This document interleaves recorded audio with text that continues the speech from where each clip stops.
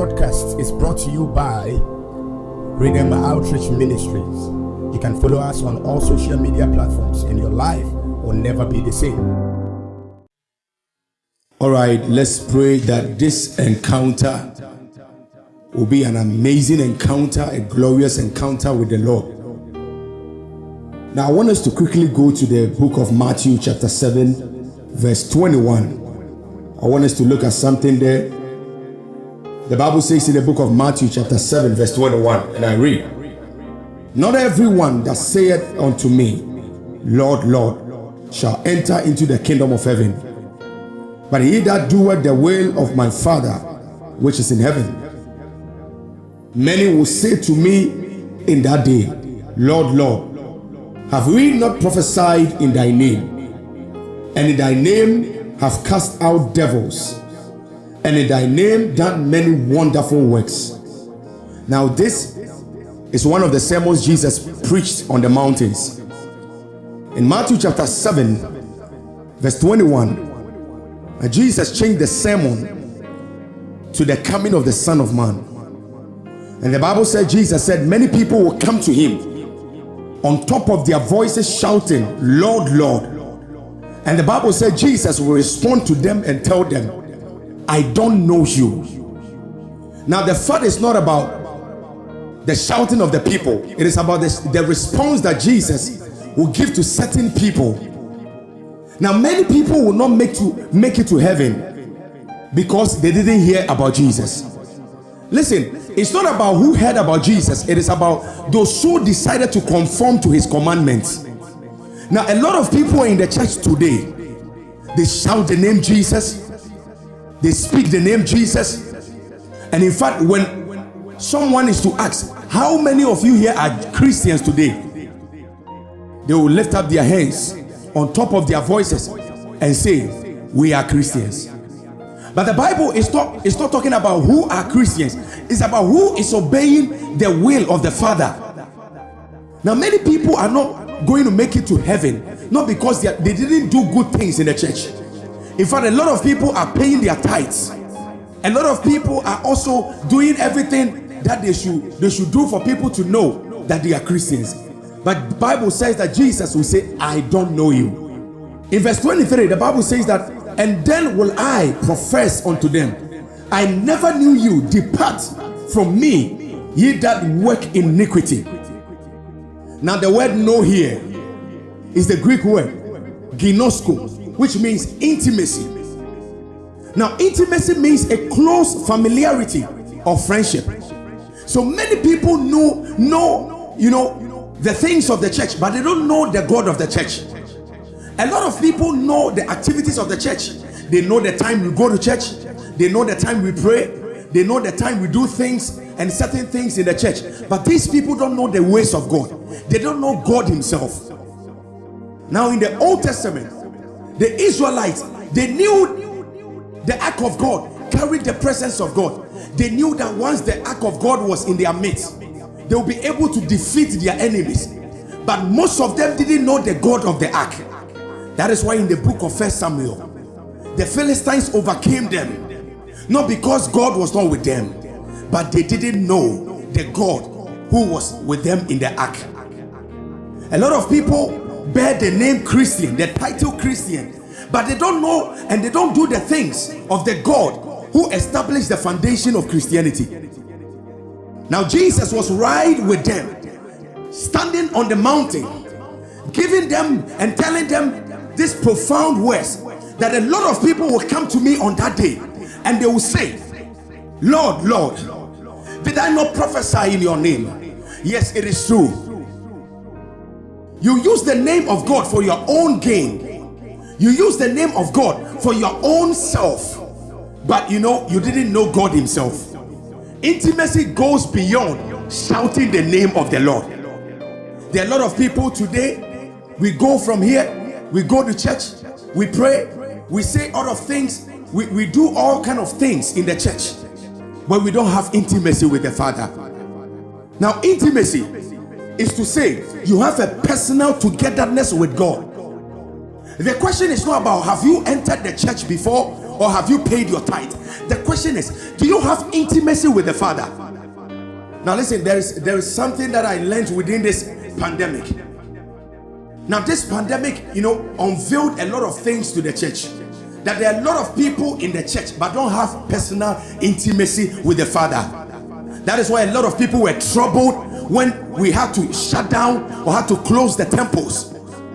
I myself, I wasn't happy because the Bible said my house will be a house of prayer. Jesus said it, that the house of the Father will be a house of prayer. So I know it is good that people go to the house, the temple, the synagogue.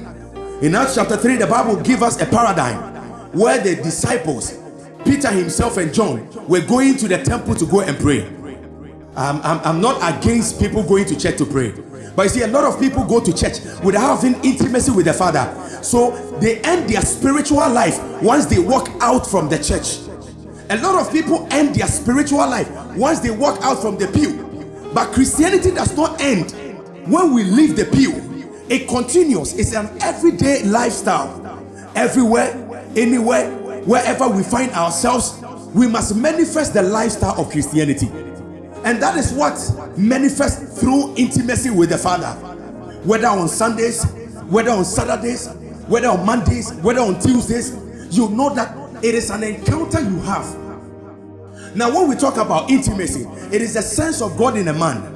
That the man will not do anything contrary even when he is not in the church. So there are some people who are very spiritual when it comes to Sunday church activities. They shout on top of their voices and shout, "Pastor, preach. Pastor, I hear, Papa, preach on." But these people become short-term. They don't have that sense of spirituality again when they leave the church.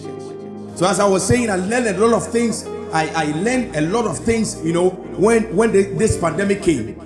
A lot of people, they just profess to be Christians, but they don't manifest what the fruit of a true believer, a true Christian, a child of God is. So we must have intimacy with God. We must have connections with God. We must have a close relationship with the Father. That is why Jesus will say in John chapter 10 verse 30 that I and my Father are one. Now the question I'm asking you today, are you and the Father, are you one with the Father? Are you in one accord with the Father? Are you with one accord? Are you in one accord with the move and the flow of the Father? If God is to come today, what will be the things that God will say to you? Jesus said, many people will shout, "Lord, Lord," and he will respond to them, "I don't know you." Now, many people can know you to be a radical Christian, a very serious and passionate believer who is preaching the gospel around. But I'm asking you this question. Does God know you? It's better for God to know you than the flyer to know you. It is better for God to know you than the church pulpit to know you. Most people are always on the pulpit. They preach. They escalate messages. They are going viral. Listen, you can be viral on social media, but you might not be viral in the kingdom of God. Are you known? Are you known in the kingdom? Are you known in the kingdom? Sometimes we mimic ourselves. It's like we are making mockery of our own self. If we think we know God, but deep down in ourselves, there is nothing about God in us. So Jesus said that, there are people who will shout on that day, who will say on that day, "Lord, Lord, we prophesied in your name." Listen, the prophetic ministry is not contrary to doing the will of God. A lot of people think so far as they are prophets, so far as they are evangelists, so far as they are men of God, so far as they bear the title of any of the offices in ministry, means that they shouldn't obey the will of the Father. No, that is not it. It's knowing God starts with self-realization. You can people may say whatever they say about you. They can define you with some of the things you do in the church. But the question is, what are the definitions God is defining your life with? What are some of the things that God is saying about your life? The Bible says that God said unto Samuel, "I have found a man after my own heart." The Bible said that God said to Samuel, "Go to the house of Jesse. There is a son, there is somebody there that I have seen and chosen, a man after my own heart." What are the things that God says when he sits in the heavens? The Bible says that the heavens is where God sits, where the throne of God is, and the earth is a footstool. And the question I'm asking you today, when God is sitting in heaven with the angels of God in his presence, what are some of the things that God says about you? Is God saying right now that you are my child after my own heart? The Bible said that when Jesus was drawn out of the water, the Bible said when John the Baptist baptized Jesus and he was coming out of the water, immediately Bible said Jesus began to pray and the heavens torn apart, and a voice came and said, "This is my son in whom I'm well pleased." Is God pleased with your lifestyle? Is God pleased with you? Now, the kingdom is organic. Wherever it affects, life must manifest. You cannot be dead in manifesting the fruit of the Christian life when Christ visits you. Because when Christ visits a man, the headquarters of heaven has visited. The life of heaven has visited. And the Bible says that if the root is holy, the branches will definitely be holy. So your root cannot be contrary to the fruit you manifest. That is why a plantain cannot bear the fruits of a mango or a mango fruit. So Jesus said, many people will come and say, "Lord, Lord, I prophesied in your name." Oh, one time I heard somebody said, "I'm the pastor of this church. I am the head pastor of this church." When we open to the archives of God, are you known? When we open to the book of God, are you known? Does God know you to be his man? I've seen a lot of people calling other people men of God because they prophesy, because their rhetoric in their words. Listen, a man can be rhetoric, a man can know the word. That is the Bible, but might not know the God of the word. Listen, it is contrary when a man say, "I know God," and at the end he's not doing what the Lord is requiring them to do. So Jesus now explained and gave us a wide explanation to what it means to love God. He said, this is a personal togetherness. So my brothers, do not joke with this. You can be an evangelist traveling all over the world. You can be like an associate to a prophet. We all know what happened to Gehazi. Now this man was an associate to a prophet, a national, international prophet who was known in the land of their enemies. And the Bible said that Haman had to come to where this man of God was. He was a known and international prophet. This man was an associate to him, Gehazi. But listen, time exposed who he was. No matter what we are doing, no matter the things that we may be doing in life, time will expose us. We must be very careful of the things that we are doing, because one day when Jesus comes in his glory, it is either he tells us, "Enter into the house of my Father, enter into the glory of my Father," where God has predestined for people who have obeyed him, who have served him all the days of their life. Or he will tell you, "Get thee from me." He will cast you into eternal darkness, where there is gnashing of teeth, where people will be in pains and in agonies. Do you know God? Do you have intimacy with him? Or you are just a Sunday shouter? You shout on Sundays, "Pastor, you are preaching good," but meanwhile your life is not in line with what the pastor is preaching. You can be called the giver of the church, you support ministry, you support the kingdom, but you don't have intimacy with the Father. Intimacy with the Father is eternal. It has nothing to do with time. There are a lot of people, they have regulated their Christian life to time. So when it's 6 p.m., they wake up in the evening and pray. So when it's 8 a.m., they say, "It's not a prayer time. We don't pray at this time." Listen, so far as the kingdom is concerned, so far as the Bible is concerned, let me tell you, every day we must surrender our life to Christ. There's many people profess Christ, like I said, they preach unto others, but for they themselves, they don't know even Jesus. Abraham had intimacy with the Father. That is why he left his people, he left his family, he left, he might have been the next in line to carry the baton of the family. But God said, "Abraham, leave your father's house and your kindred and go to the land that I will show you." Intimacy is when you have not even seen the realities of the things that God is going to give to you, but you still say, Lord, I trust in thee. Lord, I still love you. You know, today a lot of people say they love God because, you know, because God is going to give them something, or they are just waiting for God to, you know, bless their life. That is why the church gets it wrong, or people get it wrong, when they think that the blessings of God are material things. And today, you ask one or two people, what has the Lord done for you? I want you to share testimony with me. And they say, oh, I don't think the Lord has done anything for me because, you know, I haven't bought a car. I'm expecting God to give me a good marriage, a good husband, a good wife. I'm expecting God to give me, you know, a visa. I want to travel to Indonesia. I want to go to China. I want to go to Dubai, you know. And all people with ironic voices, you know, they say, oh, God has not blessed me because I have not seen the manifestations yet. Listen, the Bible says in the book of Romans, chapter 5, verse 8, that even though when we were yet sinners, when we were separated from God, God still showed us love by giving us his son on the cross. Listen, I want you to understand that the blessings of God goes beyond material things. That is why a lot of people, you know, are using the name of God for their own selfish interests.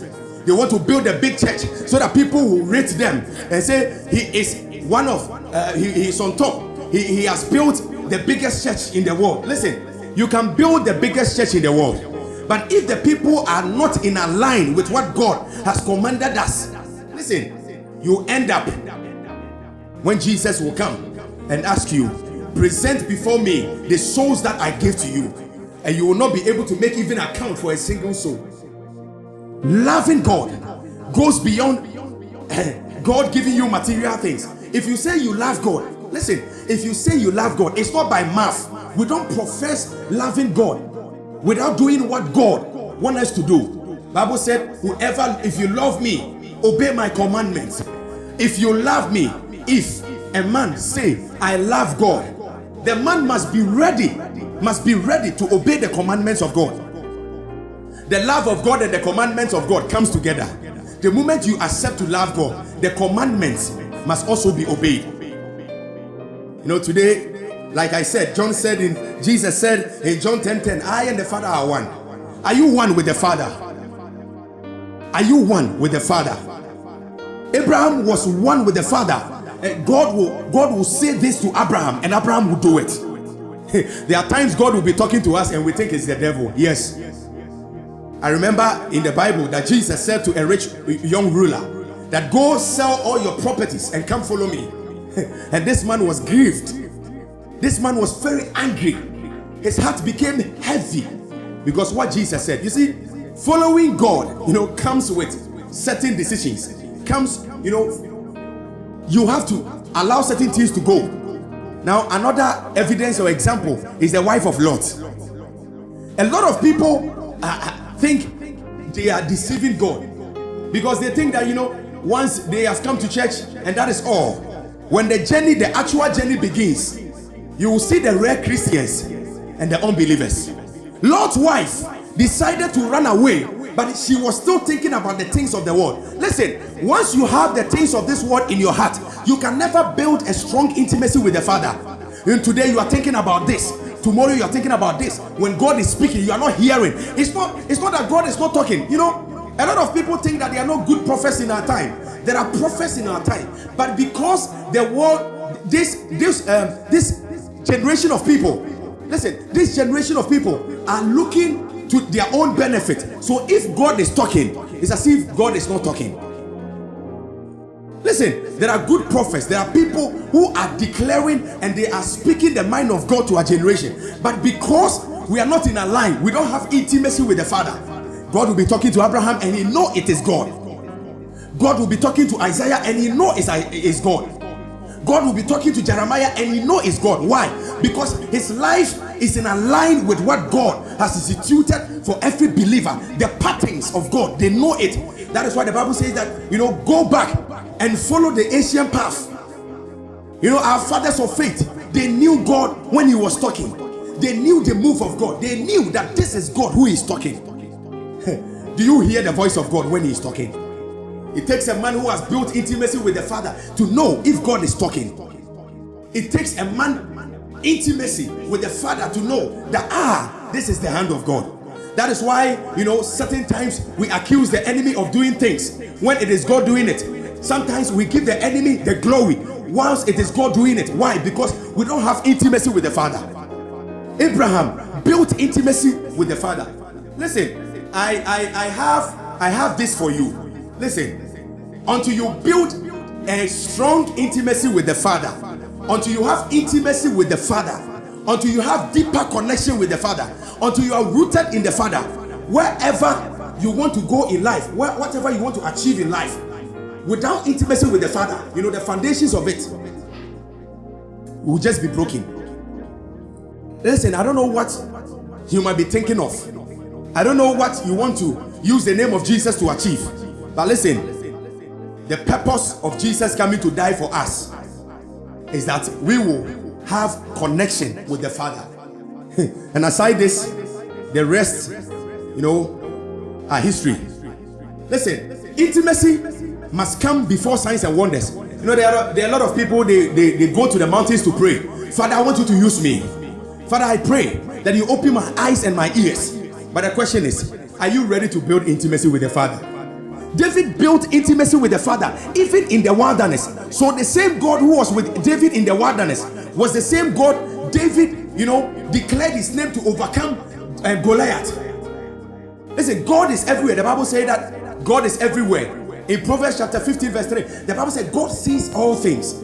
So it means that if God can see everything, then his presence is everywhere. So you can't be a Christian on Sundays alone, on Saturdays alone. You can't say, I worship God on this day. Christianity goes beyond Sundays. Give us a break. Christianity goes beyond Saturdays.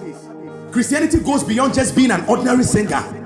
Christianity goes beyond just being an elder, a deacon, an evangelist. Christianity goes beyond that. Jesus says, go ye therefore and proclaim the gospel to every living creature. And the Bible gives us exposition in Matthew chapter 28 and verse 19. It said, go and make disciples, all nations, everywhere. Bible said, when the Spirit of the Lord has come upon you, you will therefore become my witnesses in Jerusalem, in Samaria, in Judea, and to the uttermost part of the world. So listen, you might be in Ghana, you might be in Nigeria, you might be in Africa, you might be in Europe, in America. But listen, Christianity is not limited to where you are, it's everywhere. That is what the essence of intimacy is. So let me come in with this example. Listen, what if you marry your wife and you say, my wife, I'm just wedded to her in Ghana. When I go to America, she ceased to be my wife. And look at how many people will come out and condemn you. You see, it means that by law, by customary, by law, by whatever, the ordinances of marriage. Listen, the moment you say, I have tied the knot with this woman or this man, he or she becomes your wife or husband anywhere, everywhere. You can be like other people and marry too, but your first wife is still your wife when you are in America. Your second wife is even your wife wherever you find yourself. I'm not supporting the fact that people are not to marry 2 or 3, but I'm saying that once you are wedded with Christ, that is why we are the bride of Christ, and Jesus is the groom. Once we are wedded, intimacy glue us to God. Intimacy, it binds us with God, it binds us in his love. We cannot be separated. Intimacy is what built us together. Jesus came to build a sense of intimacy between us and God. Listen, I may be ending here with a part 1 with intimacy. It is important for a man to build intimacy first before asking anything from God. Joseph built a strong intimacy with the Father, so that even in another man's land, Joseph said, how can I sin against my father? There is somebody listening to me right now that maybe you were a strong believer when you were in your house, when you were in your country, when you were in your nation. But the moment you traveled, you think that God ceased to be God when you enter another man's land. Listen, God is the God of every flesh. In Jeremiah chapter 32 verse 27, the Bible said, I am the God. Now listen, God is speaking. It is not my words. It is not the words of any of the prophets. It is Jeremiah who recorded this, but this is not the words of Jeremiah. It is God. God's word broods over any other word. God's word breaks any other word. When God is talking, any other voice is a noise. The voice of God. So God is saying that I am the God, the Lord of all flesh. Is anything too hard for me to do? I am the Lord. Listen, I am the Lord, the God of all flesh. Bible said the earth is the Lord and the fullness thereof. Psalm 24, the earth is the Lord and the fullness thereof. And everything that dwells, even the tiny ant, even the tiny mustard seed, even the giant elephant, even the angry lion, they are all the handmaking of God. And the Bible says that God is the Lord of all flesh. So listen, you cannot limit yourself to, you cannot create a jurisdiction for God and say God works only in Ghana. He works only in Africa. No.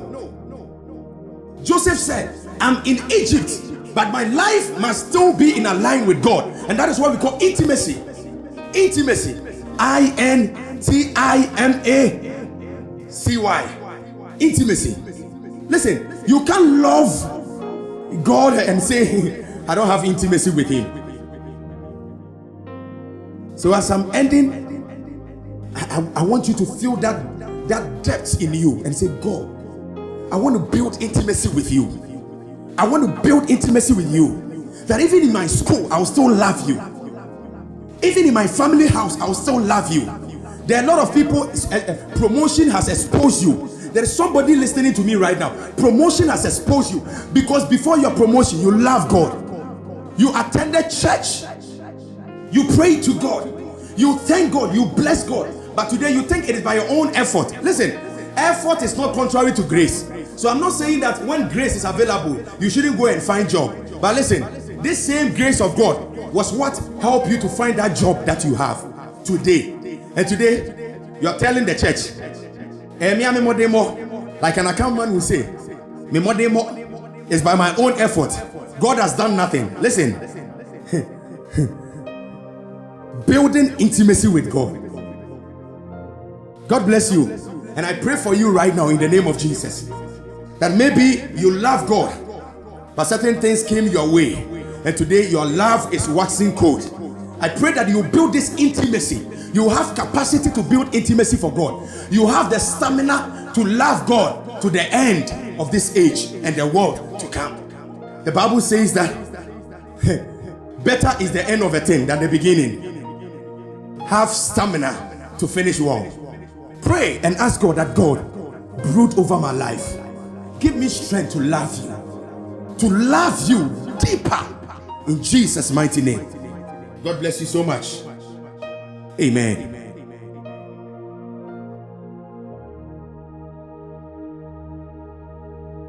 This broadcast is brought to you by Redeemer Outreach Ministries. You can follow us on all social media platforms and your life will never be the same.